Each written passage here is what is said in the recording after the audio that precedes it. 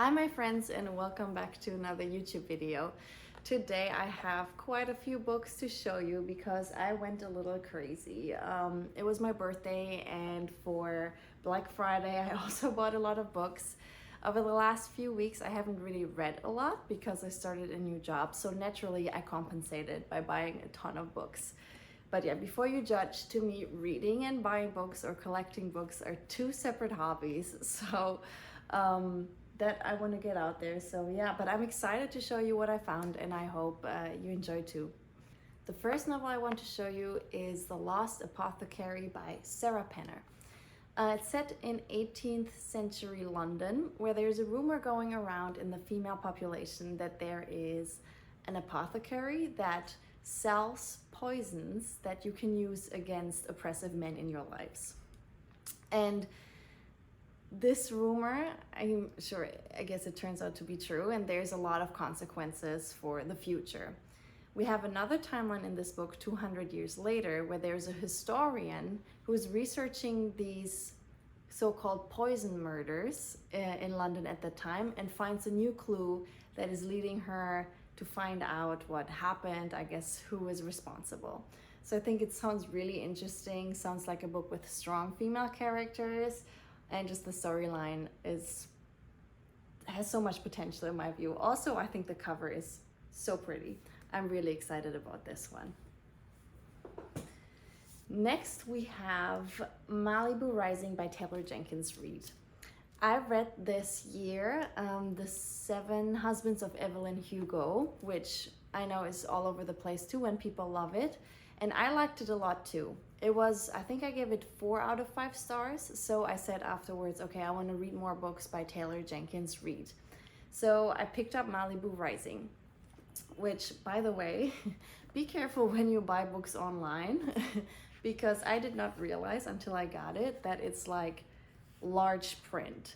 So I'm guessing this is a glimpse into the future for me. Maybe in a couple of years I will be very happy that I bought this, but I just didn't expect it. I thought it was funny when I opened it. But anyways, Malibu Rising. The storyline, I think it's about a family in Malibu, California who are very popular, very known, and they are always hosting a summer party. And at this party, things boil up. Every single family member has a secret to hide, or just there are things that they haven't told each other, and I'm guessing it comes to a big clash. Secrets come out, and yeah, it says here that that by morning the Riva mansion will have gone up in flames. So I love a good story with secrets, family secrets. There's so much potential for interpersonal conflict, and I know Taylor Jenkins Reid's writing style. I love it, so I'm looking forward to this one as well. Okay, now we have 2 thrillers or suspense novels. One is The Sanatorium by Sarah Pearse, and the other Never Saw Me Coming by Vera Kurian. The Sanatorium is set in the Swiss Alps, where there's, as you can guess, a sanatorium, but it's closed. It's not been open for a while. And there's an engagement party. A couple decides to hold their engagement party at the sanatorium. At this party, at some point, the fiance, the woman, goes missing. And so the guests obviously are shocked and they start to panic when they start to get snowed in. There's no way to escape the sanatorium and other people go missing too. So yeah, I love a good thriller, and especially when there's some psychological aspects thrown in there. So sounds like something I would enjoy. Similarly, Never Saw Me Coming is also has a lot of psychological suspense, psychological aspects. It is about, what is her name? Chloe Sevre. She's a freshman in college and she's very beautiful, she's popular, she's very smart, she's on honor roll, but she's also a psychopath. And for some reason, the school that she's going to, the university, is conducting a study on a couple of psychopaths to study their habits, their behavior, and all of that. And she's part of this group. things start to get critical when one of the group members is murdered. So basically, Chloe goes from hunter to prey. So yeah, I love psychological thrillers, so I will probably pick this up soon. Next we have Yonder by Jabari Asim. It's historical fiction and it's about slavery in the deep south, basically. We follow slaves, or I think they're called captives in this novel, and they live on a plantation where they work.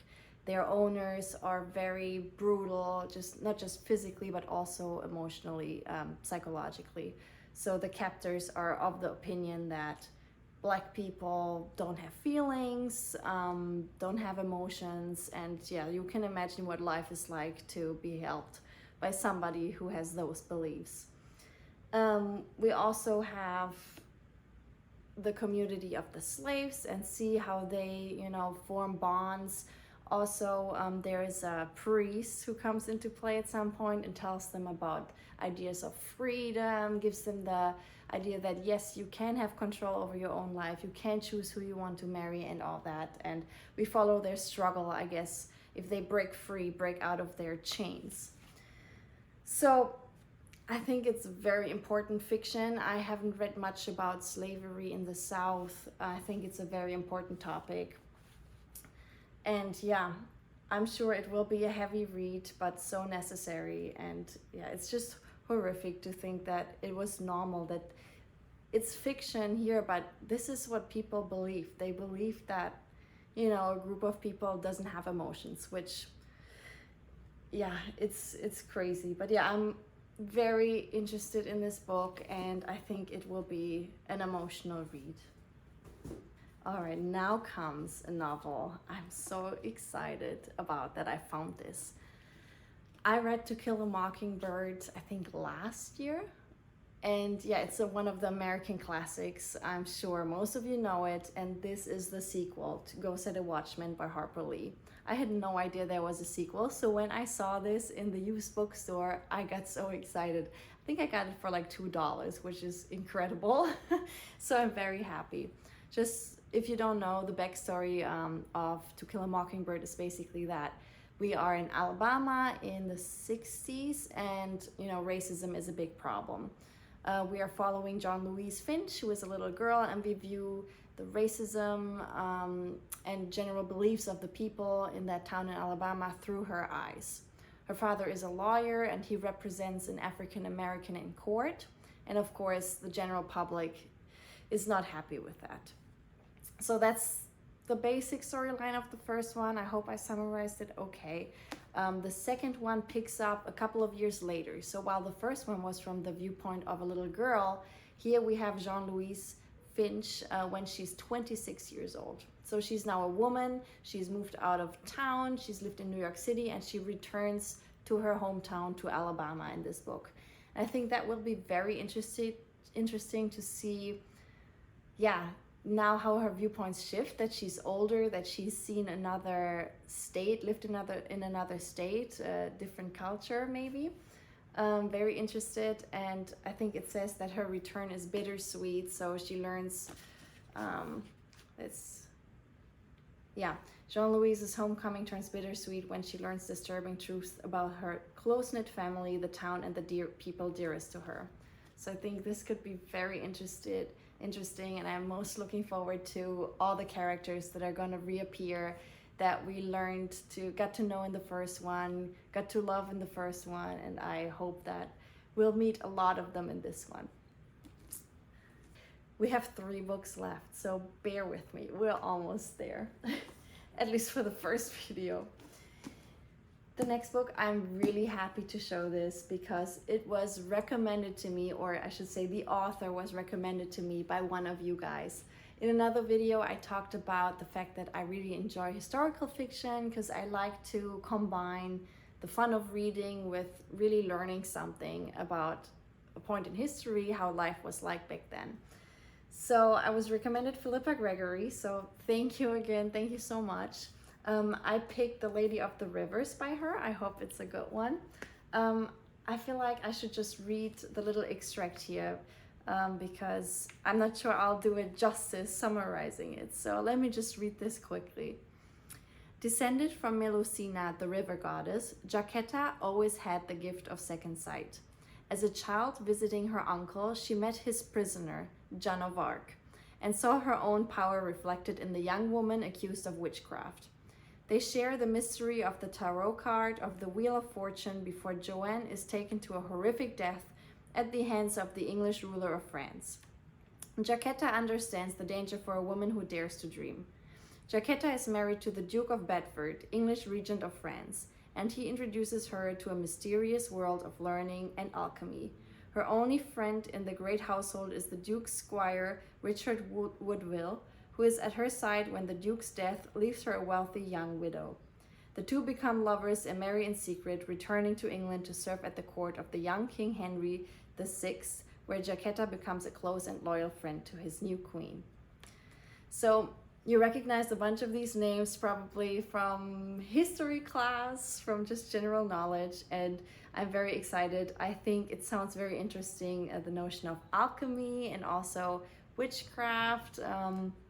Very interested to see how that plays a part in this book. And yeah, I'm looking forward to letting you know what I thought once I read it. But once again, thanks so much for the recommendation. The last two I have here are both fairy tale retellings or newly invented new versions of old fairy tales or children's stories. I don't know, I'm really in the mood to read them. I have a little fairy tale mood. I'm going through a fairy tale phase right now. And so I bought actually a few fairy tale retellings. These are two of them. One is Gingerbread by Helen Oyeyemi, and one is Cinder by Marissa Meyer. And let me start with Gingerbread. So it's a fairy tale retelling, but when I read the content, it doesn't sound so much like a fairy tale that I know. So I'm not sure as to what extent it is similar to fairy tales we know. I mean, I'm sure Hansel and Gretel might play a role because Gingerbread plays a role in there, but I'm really interested to see it. And yeah, I don't know exactly what's gonna expect me, and I have no idea how to summarize this. So I'm sorry, I apologize. I'm just gonna hold this into the camera, but I promise it's not gonna be too long until I read this. So I can say more now.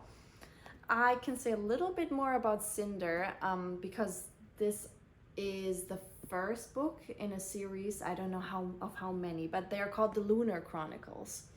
And this is the collector's edition. I just think it's so pretty. I wanted to show you.